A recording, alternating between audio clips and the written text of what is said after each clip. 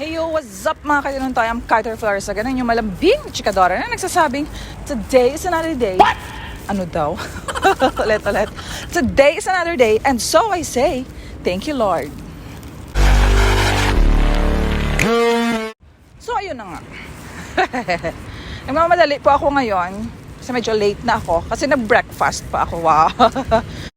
Wow naman! Wow! Okay, namahaw na. Oo na, ka na magalit sa English, no? Namahaw ako.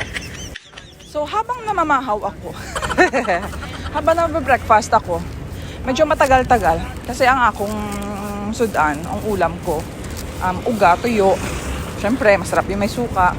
Suddenly, sa pagsubo ko, nadunlan ako. Sobrang mahalas mo sa buhay! You know what? It hurts. Oh no! Kaya nagmamadali ako ngayon. Kasi sumakit pa talaga, ubo ako ng ubo. Tapos yung mga kanin parang pumasok pa dito sa loob ng ano ko. Hindi ko na alam. Yun. Nadunlan ako.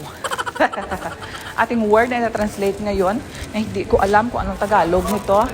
Kumain ako na yung nakaalala sa akin, nadunlan ako. What's nadunlan? Please do comment below sa mga Ilonggo ko dyan kung ano ang nadunlan ako.